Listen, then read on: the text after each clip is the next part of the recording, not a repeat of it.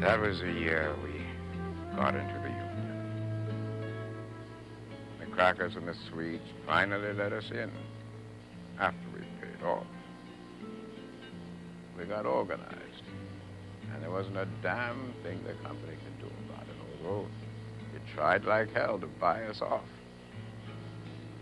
So to get back at us, they put their heads together and began writing this big book of rules, the one you keep your finger in. Still, it was we who knew the service, so they had to write the book the way we gave the service. So at first, there was nothing that the old school men had to learn. We got seniority in the Union. We got seniority. And as long as we gave the service and didn't steal, they couldn't touch us. So they began to change the rules and sending us notes about the service. Little changes at first, like how the initials on the doily should always face the customer and how the silver should be taken off the tables between meals. But we were getting old, and it got harder and harder, learning all those little changes. And it was especially hard because we knew that the company was out to break up the old school. The Sheik was gone, and we knew that Reverend Hendricks or Uncle T or Danny Jackson would go soon, because they stood for the old school, just like the Sheik. But what bothered us most was knowing that they would go for Doc first, before anyone else. They'd go for Doc, because they knew he loved the road so much.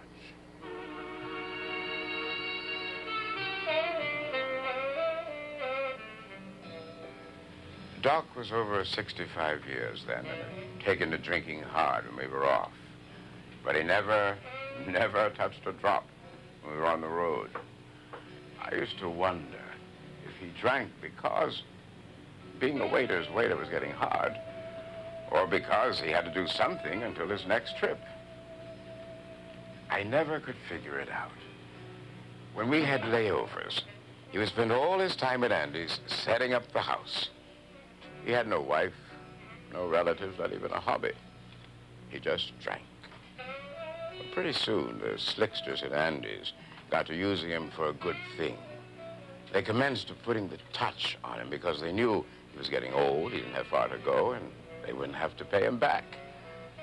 Well, those of us who were close to him tried to pull his coat, but that didn't help. He didn't talk much about himself. In fact, he didn't talk much about anything that wasn't related to the road. But once I tried to tip him about how those hustlers were closing in on him. But what did he do? He just shrugged, took his shot, and said,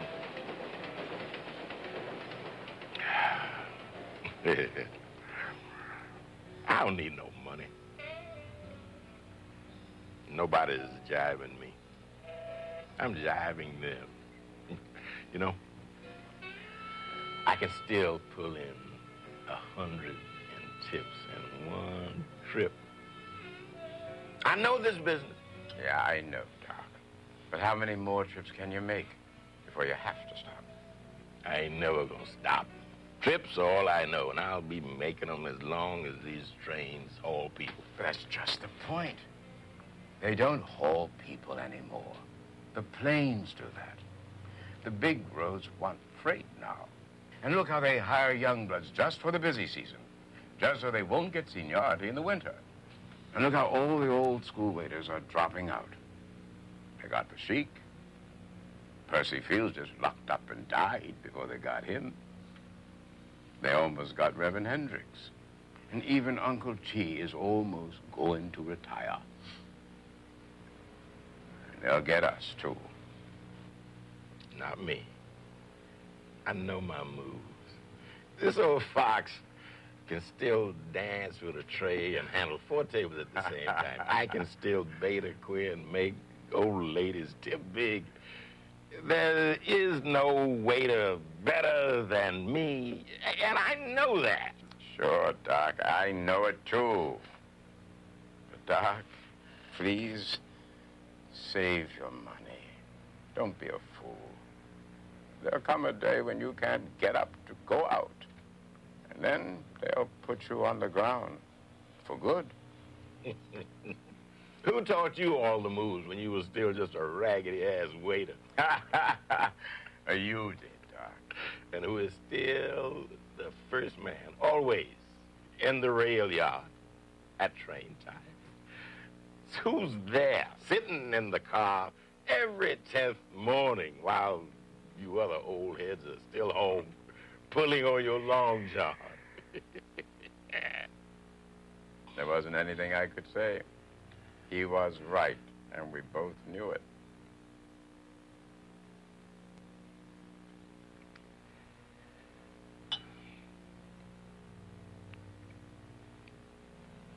I have to go out.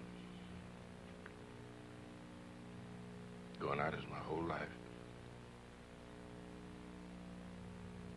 I wait for that 10th morning. I ain't never missed a trip. And I don't mean to.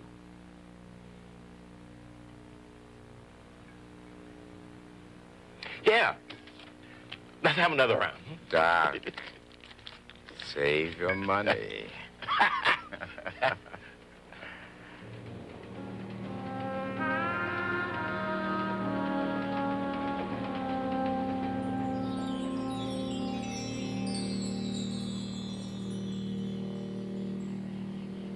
What else could I say to him, young blood? What else can I say to you? He had to go out, not for the money. It was in his blood. You have to go out, too, but it is for the money you go out. You hate going out, and you love coming in. Doc loved going out, and he hated coming in. Would you listen if I told you to stop spending money on the whores in Chicago? Would he listen when I told him to save his money and stop setting up the bar at Andy's? No. Old men are as bad as young men when it comes to money. They can't think. They're always trying to buy what they should have for free. And what they buy after they have it is nothing.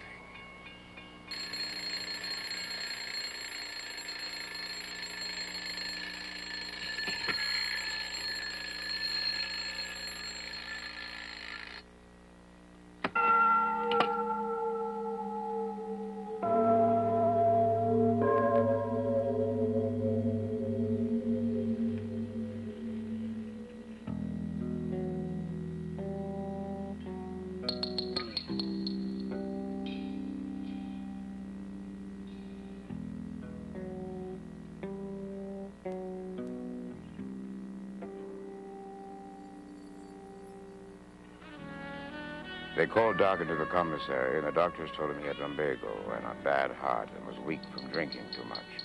And they wanted him to get down for his own good.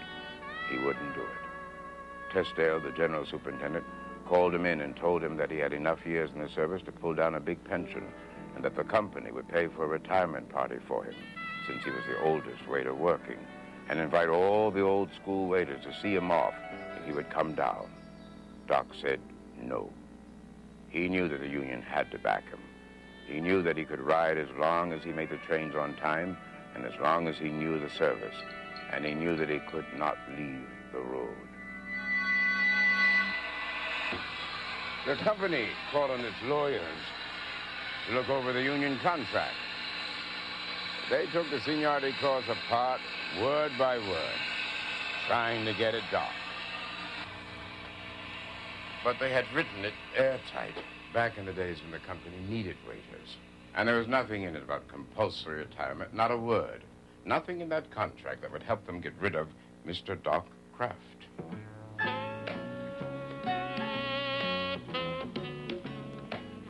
The word went out from the commissary, get Doc.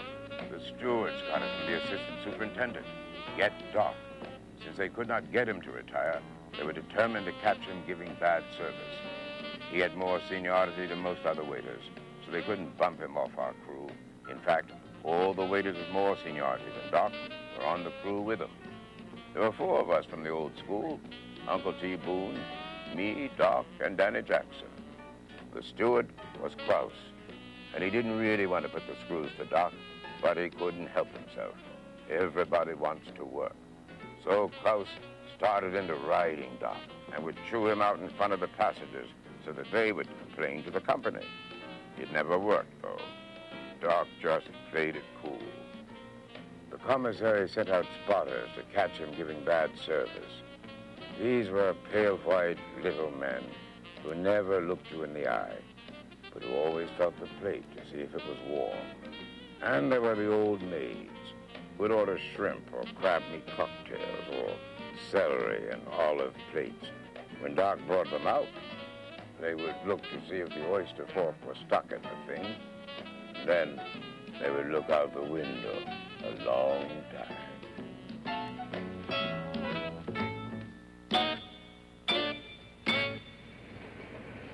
Ain't no use trying to fight it, Doc. The black waiter's doomed. Look at all the fine restaurants, the glass restaurants in Chicago. Now, you can't work in them. The white waiters got them jobs sold up fine. I can be a waiter anywhere. But the black waiter is doomed. The whites is taking over the service in the good places. And when they run you off here, you won't have no place to go. They won't run me off. As long as I give good service, they can't touch me. Pure goddamn fool. You're a nigger and you ain't got no rights. Except what the union says it has. And that ain't worth a damn. Because when the commissary finally gets you, they won't lift a finger to help you. Leave off him. If anybody should be put off, it's you. Your back ain't been straight for 30 years. You make even the crackers sick.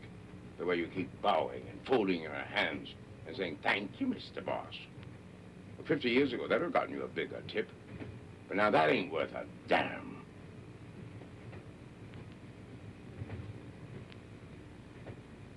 Trouble with the Negro waiter today. He ain't got no humility.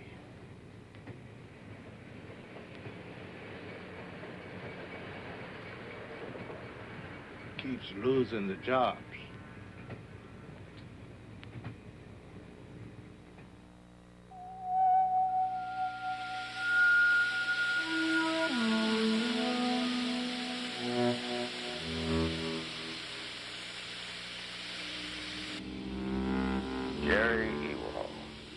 Unexpected inspector got on in Wenatchee one day after lunch as we were standing in the station waiting for the tracks to clear. Doc. We knew he had the word from the commissary. He was cool about it. He laughed with the waiters about the old days, and his hard gray eyes kept looking over our faces as if we knew why he had got on.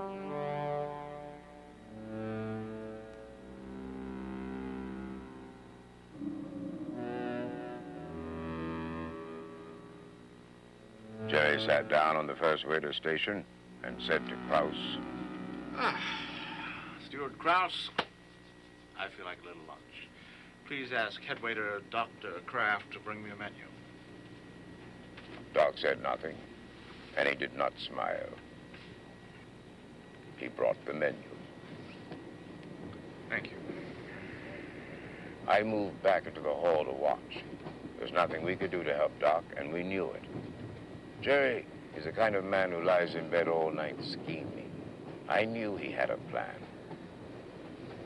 Doc passed us on his way back from the kitchen with the water, and I wanted to say something to him. But what was the use? When he brought the water, Jerry looked him in the eye. I'll have some onion soup, cold roast beef sandwich on white, rare, glass of iced tea. Write it down. He was playing it right. He knew that the rules had stopped waiters from taking verbal orders. Write it? No. Doc, don't be so professional. It's me. I'm one of the boys. You have to write it out. It's in the book of rules. All right. Soup, roast beef sandwich, iced tea.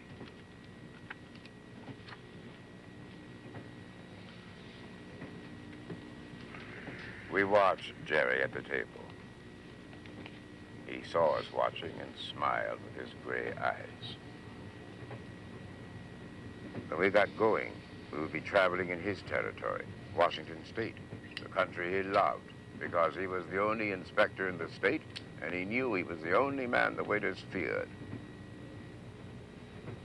Then he poured some of the water from the glass on the linen cloth and picked up the silver sugar bowl and placed it right on the wet spot.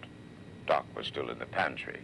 Jerry turned the sugar bowl around and around on the linen. But when he picked it up again, there was no dark ring on the wet cloth. We had polished the silver early that morning, according to the book. And there was not a dirty piece of silver to be found in the whole car. Jerry was drinking the rest of the water when Doc brought out the polished silver soup tureen. He swung down the aisle of the car between the two rows of tables, and you could not help but be proud of the way he moved, and the way that tray was like part of his arm. The soup tureen was on a silver plate, and there was a bread and butter plate with 6 crackers. Not 4, or 5, or 7, but 6, the number the commissary had written in the black book. He placed everything neat, with all of the company initials showing, right where things should go. It was good service. Shall I serve up the soup? Please.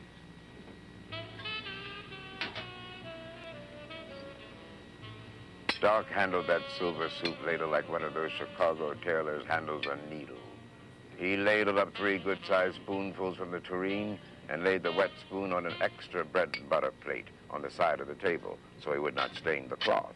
Then he put a napkin over the wet spot Jerry had made and changed the ashtray for a prayer card, because every good waiter knows that nobody wants to eat a good meal looking at an ashtray. You're a damn good waiter. I know. You think you know the service, young blood. All of you do, but you don't. Anybody can serve, but not everybody can become part of the service. When Doc brought out the roast beef, it was proper service. The crock of mustard was on the saucer, underlined with a doily. The lid was on the mustard and was clean like it says in the book. And the little silver service spoon was clean and polished and on the plate beside it. You want the tea with your sandwich or later? Now will be fine. When Doc poured that pot of hot tea into that glass of crushed ice, it was like he was pouring it through his own fingers. It was a beautiful move. It was fine service. The iced tea glass sat in a shell dish, and the iced tea spoon lay straight in front of Jerry. The lemon wedge Doc put in a shell dish half full of crushed ice with an oyster fork stuck into its skin. Not in the meat, mind you, but squarely under the skin of that lemon. And the whole thing lay in a pretty curve on top of that crushed ice.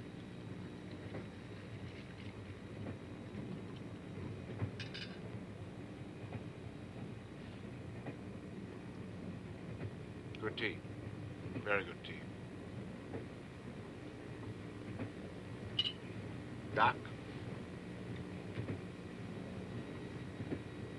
Very good. Very good service, Doc. Where's he serve the lemon roll? How's that? Service is wrong. Yeah. Yes. Have you seen the new rule? Huh? Haven't you seen? Stuart Krause. Get the Black Bible for the head waiter.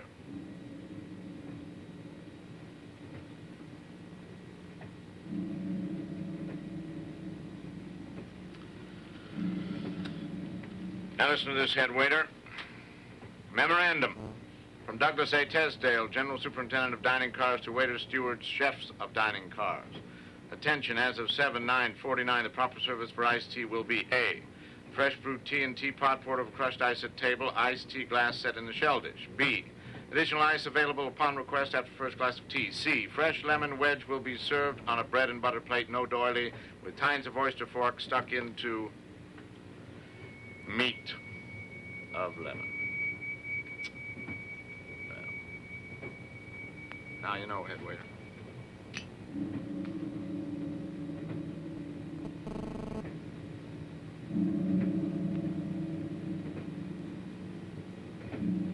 Why didn't you know before? This rule came out last week. I didn't check the rule book yet. That's the rule. Always check the book before each trip. You know that, head waiter. Yeah. Well, that's 2 rules you missed. 2 rules you didn't read. You're slowing down, Doc. I know. You want some time off to rest? I think maybe you need some time on the ground to rest up, don't you?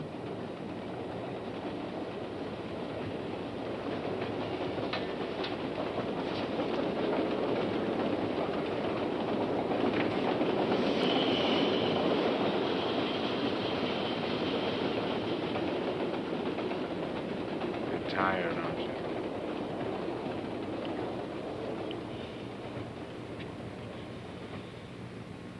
I'm just resting my feet.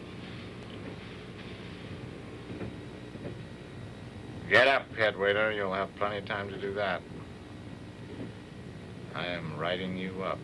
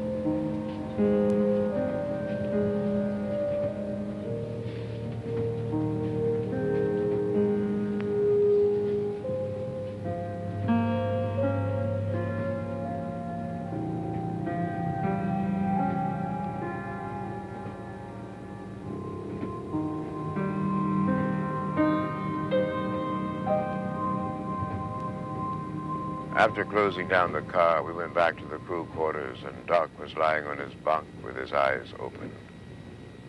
He looked old. No one knew what to say until Boone went over to his bunk. I feel bad for you, Doc. But we all are going to get it in the end. The railroad waiter is doomed. Oh, I could have told you about the lemon, but he would have gotten you on something else. So it wasn't no use. Any of it. Shut the hell up, Boone! The one thing that really hurts is that a crawling son of a bitch like you will be riding the roads while all the good men are gone. Dummies like you will be working their asses off reading that damn Bible and never know a goddamn thing about being a waiter. That hurts. That hurts like that. But it ain't my fault because the colored waiter's doomed. It's your fault for letting go your humility. For letting the whites take over the good jobs.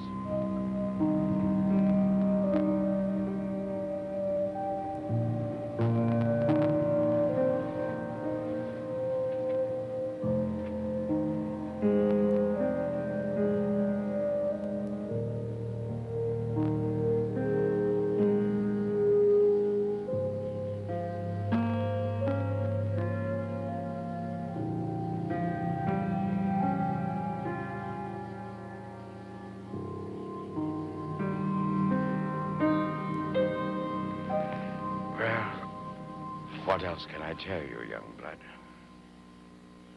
They made him retire. He was beaten, and he knew it. But not by the service. By the book. By that book, that Bible that you keep your finger stuck in. It's not a good way for a man to go. He should die in service. He should be doing the things he likes, but not by a damned book.